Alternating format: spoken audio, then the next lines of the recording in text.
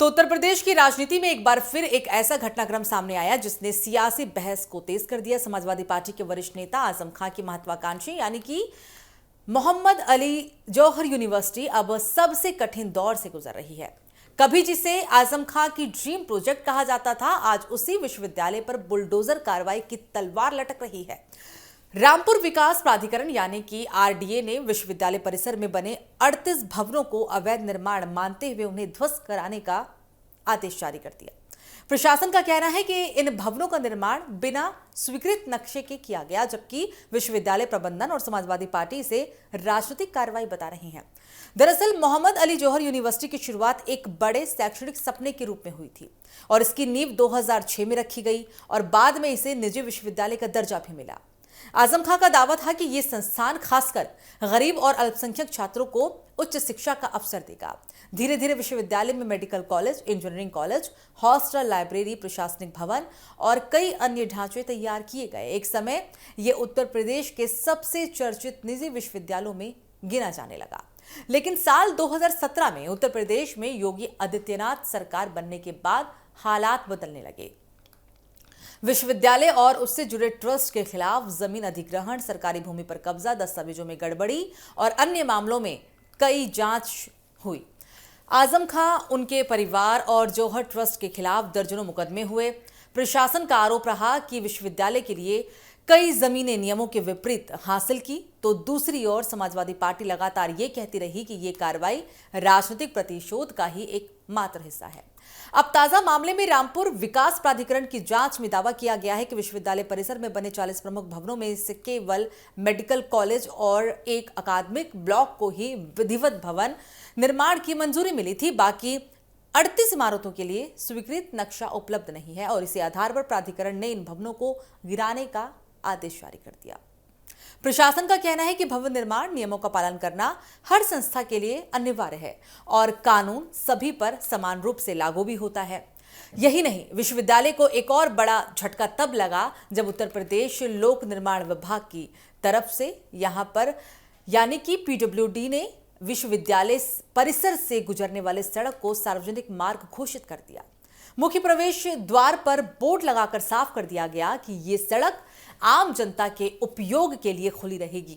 इससे विश्वविद्यालय के भीतर आने जाने को लेकर भी नई स्थिति पैदा हो गई। प्रशासन का कहना है कि यह सड़क सरकारी रिकॉर्ड में सार्वजनिक मार्ग है और इसीलिए किसी निजी संस्था का इस पर विशेष अधिकार नहीं हो सकता। आजम खां की राजनीतिक यात्रा भी कम उतार चढ़ाव वाली नहीं रही है। वे समाजवादी पार्टी के संस्थापक नेताओं में शामिल रहे, कई बार विधायक बने, सांसद रहे और उत्तर प्रदेश सरकार में कैबिनेट मंत्री भी रहे। लेकिन पिछले कुछ वर्षों में उनके खिलाफ एक के बाद एक कानूनी मामले सामने आए। जमीन कब्जाने, फर्जी दस्तावेज, सरकारी संपत्ति के दुरुपयोग और अन्य आरोपों में कई मुकदमे भी दर्ज हुए। कई मामलों में अदालतों ने भी महत्वपूर्ण टिप्पणियां की और इसी कारण उनका राजनीतिक सक्रियता भी काफी हद तक सीमित हो गया। जौहर यूनिवर्सिटी को लेकर कानूनी विवाद केवल भवन निर्माण तक सीमित नहीं है। विश्वविद्यालय के लिए दी गई कुछ सरकारी जमीनों की लीज पहले ही रद्द की जा चुकी है। सरकार का कहना था कि जिस उद्देश्य के लिए जमीन की दी गई थी उसका पालन नहीं हुआ और इस फैसले को अदालत में चुनौती दी गई। लेकिन बाद में उच्च न्यायालय और फिर सर्वोच्च न्यायालय से भी राहत नहीं मिल सकी और इससे विश्वविद्यालय की कानूनी मुश्किलें और भी ज्यादा बढ़ गई।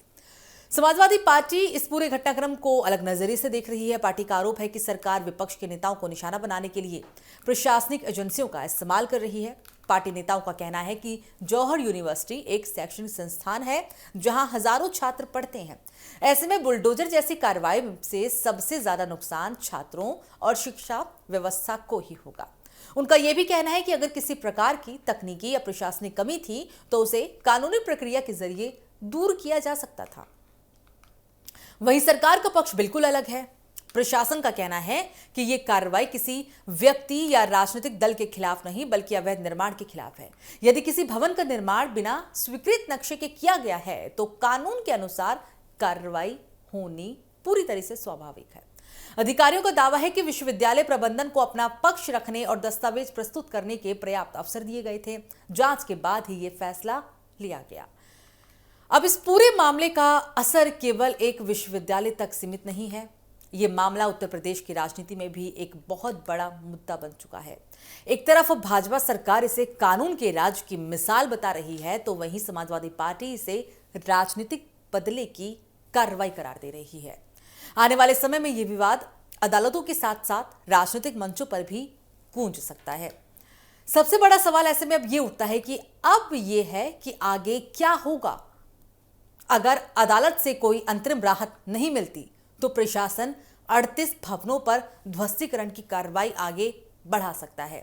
तो दूसरी ओर विश्वविद्यालय प्रबंधन के पास कानूनी विकल्प अभी भी खुले हैं। ऐसे में अंतिम फैसला न्यायिक प्रक्रिया और प्रशासनिक कार्रवाई के बीच तय होगा। कुल मिलाकर मोहम्मद अली जौहर यूनिवर्सिटी की कहानी केवल एक शैक्षणिक संस्थान की नहीं कहानी रह जाती, बल्कि ये अब कानून, प्रशासन, राजनीति और शिक्षा चारों के टकराव का प्रतीक बन चुकी है। एक समय जिसे आजम खां की सबसे बड़ी उपलब्धि माना जाता था, अब वही विश्वविद्यालय आज अपने अस्तित्व की सबसे बड़ी चुनौती का सामना कर रहा है। आने वाले दिनों में अदालतों का रुख, प्रशासन की अगली कार्रवाई और राजनीतिक प्रतिक्रियाएं तय करेंगी कि यह मामला किस दिशा में जाता है। फिलहाल इतना तय है कि जौहर यूनिवर्सिटी का विवाद उत्तर प्रदेश की राजनीति के सबसे चर्चित मुद्दों में शामिल हो चुका है।